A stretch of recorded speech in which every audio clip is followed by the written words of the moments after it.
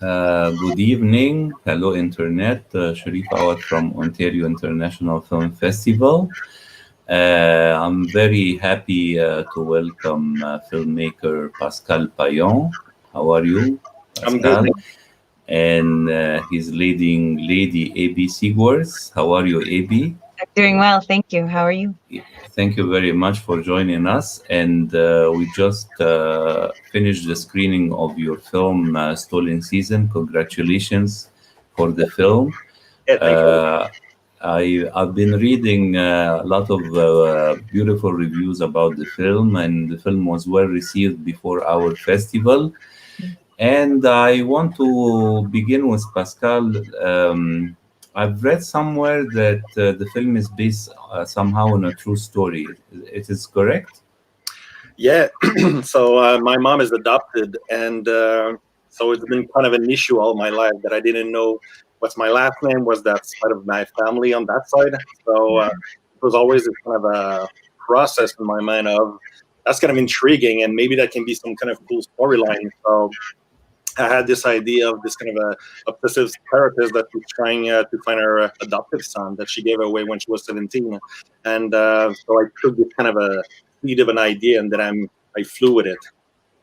Yes. And Abi, tell me, how did Pascal reach you and propose to you the script? And Uh, what do you think of your role when you read it on paper?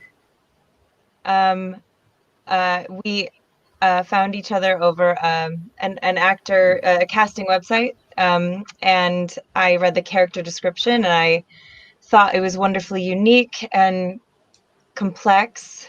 And you don't, at the time especially, it was, there's more women now leading stories, but I thought, wow, this has a lot of fruit on the vine.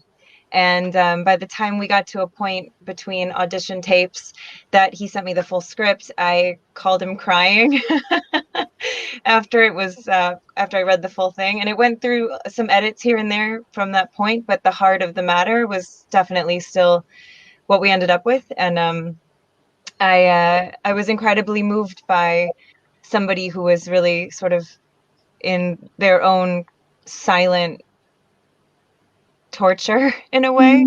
Um, it's not cool to in society to take up space for her. She really has to play like she's fine. And all along she's got this really hidden vein of longing and what if, and she's got some behaviors that come in to sort of help her cope with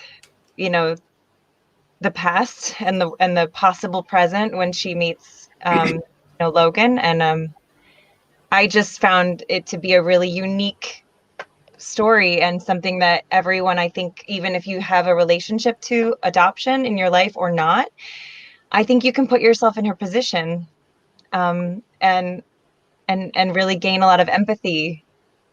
So Yeah. I was really moved by the script. While I was watching the film, I have this question that I want to share with both of you about adoption itself. Do you think it resolve problems, or create problems? Pascal, you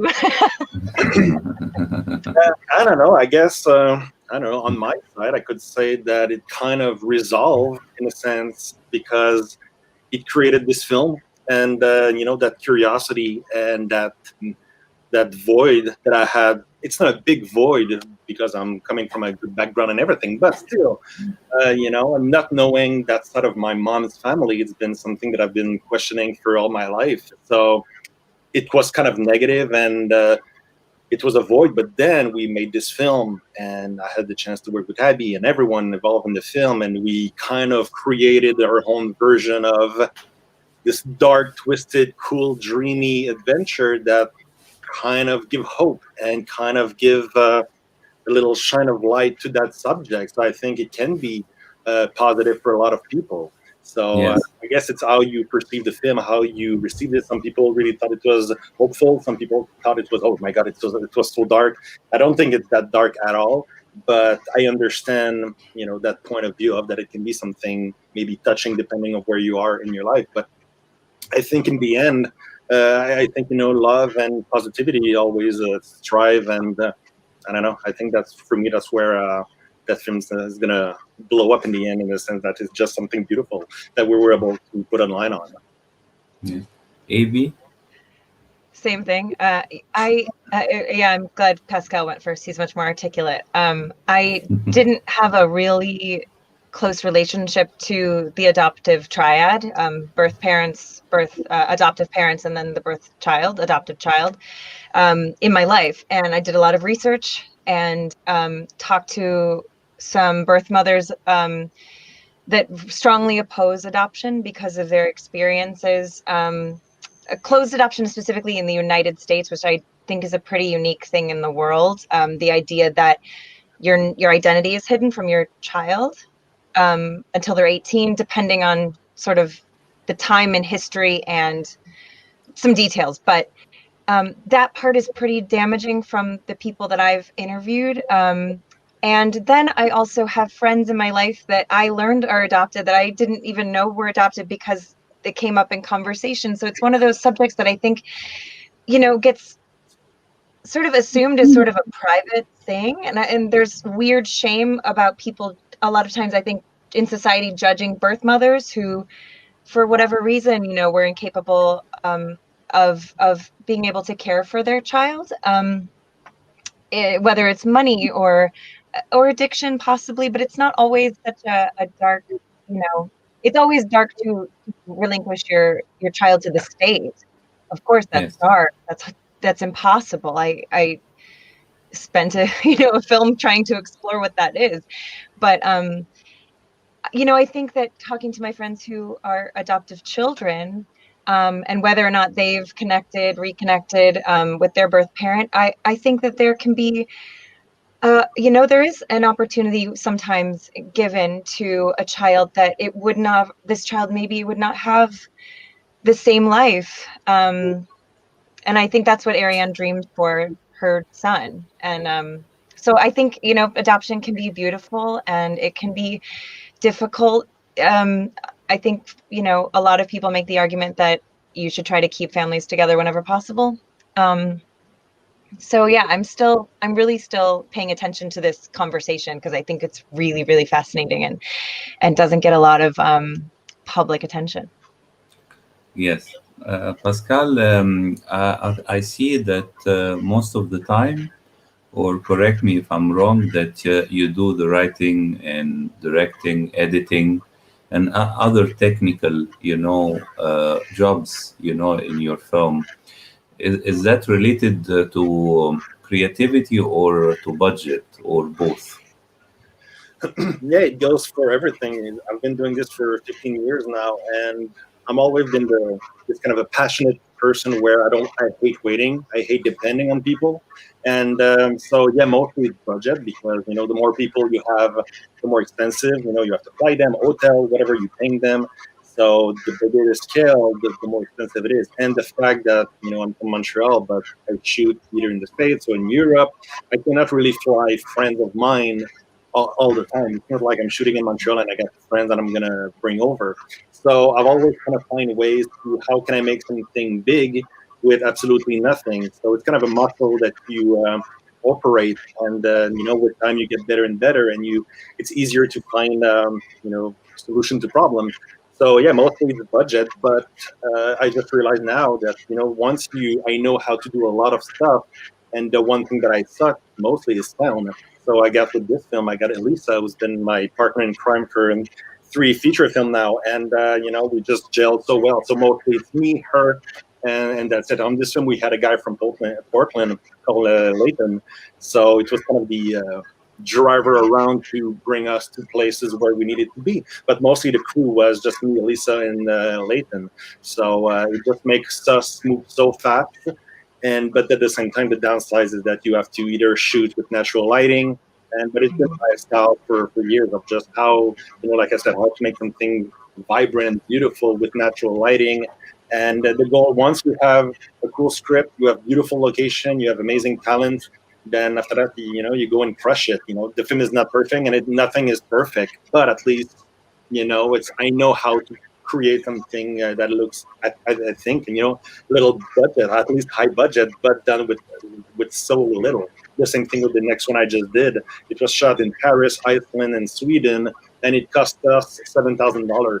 But when you look at the visual, it looks like grandiose because you have those locations. So once you know what to do, then it's easier to cheat it. But mostly, yeah, we did the film in Portland, Oregon, and it was a good challenge because in general, like my first feature film, it was shot in the beautiful castle in France, and we have the desert in Salt Lake City, and so everything just was so epic. So this one, I wanted to go smaller, where everything is close by, and you don't have to lose time driving around 1 hour, 2 hours, 3 hours. So yeah, the more you do and you get the experience, it's easier to know exactly what to do to make it right. So this one, Stolen Season, was my second feature film, and yeah, it was. You know, in general, you have problem with the cast or bad experience, but no, this one was just flying beautifully with everyone involved cast wise. Mostly it was technical that we have so many issues in the beginning, but after that it was fine.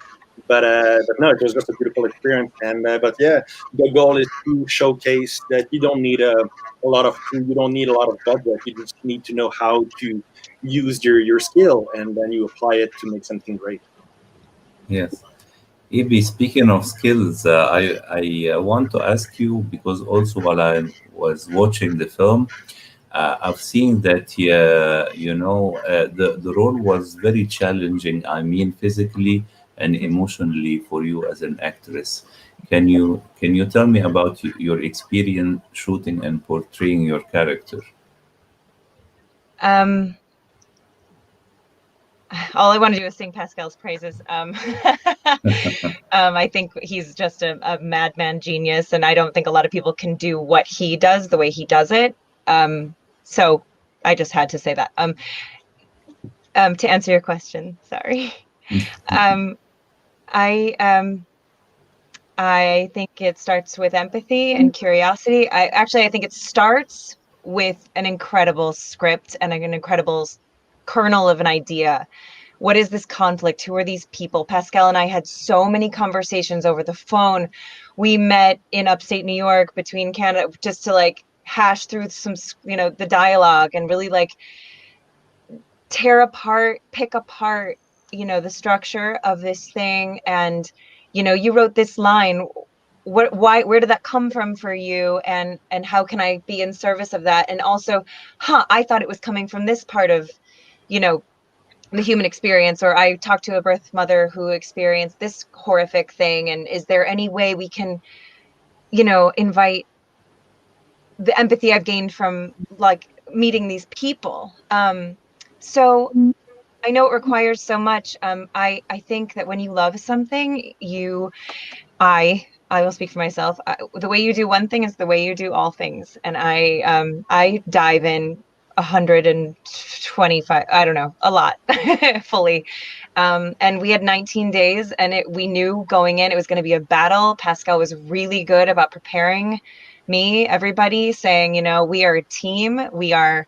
And that's how I operate. I'm in for the collaboration anyway. So I rely heavily on my amazing scene partners. I can come with what I can come with to the table, but it's what Matthew Bilodeau is providing, that serves.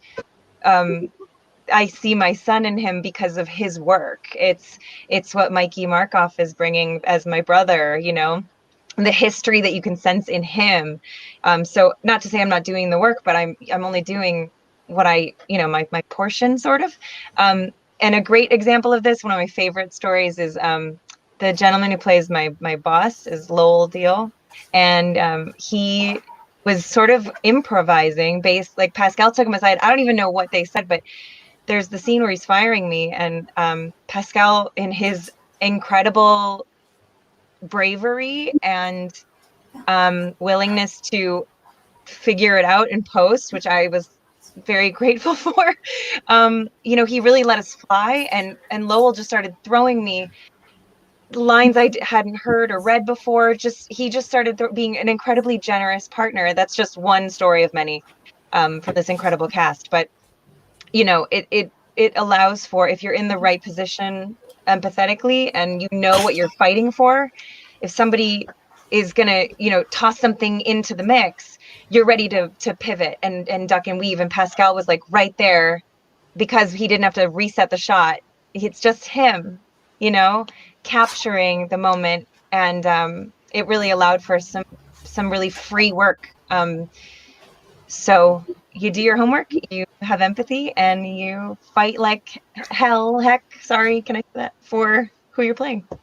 And one thing that, just to add up to what she's saying, is that for me, a script is only a blueprint. And one thing that I wanted to make sure was, that's why I went to see Abbey in New York, because I said, this is my Frenchiness, whatever, that I wrote, but I want you to bring your own voice to it. So go, I'm not attached to my dialogue. So just like, here's the script, and we spend 2 days going line by line. What can we change? Would you say it like that? No, it makes no sense, blah, blah, blah. And then, so at least we have a better structure. And then when it's time to go shoot, like the scene that she said with Lowell, that scene, the way I wrote it, I think it was just missing art. It was missing something. So that's why after we did one or twice, I said, let's just try something. Let's just go all out, improv. I'll be there going from left to right. I'll capture anything, and trust me, in the end, it's gonna work. But let's just see where we can go. And as soon as they went, that's the scene in the film, and it was just amazing. So you have to let your actor, breathe, live, experiment, and try, because I'm not a dictator. I pick Abby and I pick Mike and I pick Matthew, all those people, because I think they're freaking amazing. So I trust them and I want them to bring things that I didn't think about. So mostly, yeah, you have the circle of ideas, but after that, once you're there and you try stuff, you discover things that I didn't think about. And even them, they're going to be, experimenting, and they're going to bring things that even them they didn't think about. Sometimes it's just intuition or, being in the moment. So that's what you want. You don't want to be a dictator where you just control every aspect of it. I think that's where you're killing the film. Yes. Yeah, AB, do you have any project coming up? Well, COVID is COVID. I did a oh, I can't talk about it. Shoot. What can I say? I was supposed to do a play in New York, and it's been delayed. And I think that's all I'm really supposed to say out loud. Sorry. So, yes, I understand. And Pascal, you have a new project you're finishing right now in post-production? Yeah, so when we finished Stolen Season, I flew 6-7 months after, in April, to shoot the film April Skies. And after Stolen, I really wanted to do, because the story of Stolen was, I wanted to really gear up my game after my first feature film, and then April Sky, my third one, I wanted to go just do the most experimental. I don't care about anything. I just want to have fun. And so I wrote something cool that it was shot in 3 countries. And but yeah, I was supposed to release it this year, but I was just, no, because of COVID, everything is just dead. So I'm gonna wait probably 1 year or so to make everything going calmer, and after that I'll release it. But yeah, while in COVID, that's the only thing I do right now. I'm writing, so I just finished writing my fourth feature. I'm starting my fifth one. After that, after my fifth, I'm taking a break because I want to do a master class where I want to teach how to make a film with absolutely nothing around the world. And because I have so many questions of people saying, how do you do that? How can you do that? And it's funny, sometimes it's just the lack of passion and determination. So I'm going to do a master class on how I made 5 films completely different from each other. But at least right now I got 3 done. I'm shooting the other one if possible in April. And so yeah, the goal is just to keep creating. And I think COVID right now, even if it sucks, it's kind of cool that you kind of lock down and you just think about your stuff and where you want to go with it. But no, just the Stolen Season was just such a beautiful experience. And I told Abbey so many times that she's the best actress I've ever worked with, and she just Yeah. killed it completely. Mike, the brother, was just someone completely amazing to work with. Matthew, now he's like my BFF. He's just such a talented kid, and the goal was just you cast people where the chemistry is there. And one thing, the story about Abbey, she was not supposed to be it was not supposed to be Abby in the beginning. I had such another visual person in my mind, but then I saw her audition and she just slapped me in the face because I was just like, what did she do? Who's that girl? And I didn't see the role like that, but then when I saw her, it just changed completely my comfort zone. It changed my vision of the script. It changed the role of the brother that I was supposed to have. It was very more not cliche, but more typical in the way I'm originally casting my stuff.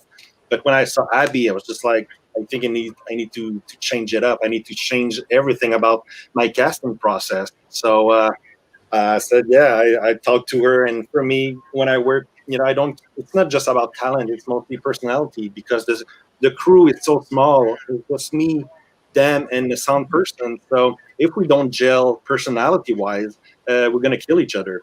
And so you need to find people where you are best friend, and then we can talk 2 years after, like they're my friends. So you want those kind of people like that, where you're going to go to war with them. So when I saw Abby, yeah, she just brings something. She brought something completely different that I didn't imagine, but it felt right. It felt I need to go with her. And then I changed the role for the brother, and I went with Mike. And I think these two together, I had the feeling that they're gonna be pretty amazing. And then on set, it was just magical. They have such a different coolness and vibe.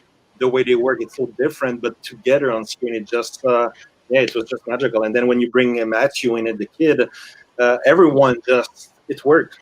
I'm so happy, and I'm not kissing Abby's ass, but yeah, she's the best, and I love her. I love you too, buddy. I love you too. you. Thank you for the gift Thank of you. this thing, and thank you, Great. Ontario International Film Festival, for having us. And thank you very much for having you and for the screening of the film. We have Mike here loving our conversation. Mike, love. So Pascal Payant, director of Stolen Season, and Abbey Siegworth, star of the film. I want to thank both of you for joining us live. And I wish you all the best for your upcoming projects. And also, we hope next year we can have Pascal in a master class, maybe we can arrange it for next year, I hope I will not forget. So thank you very much, and best of luck. And we hope we can meet in a better situation next year, with new films and new outcomes. Thank you very much. But stay safe, everybody. Thank you. Bye-bye. Bye.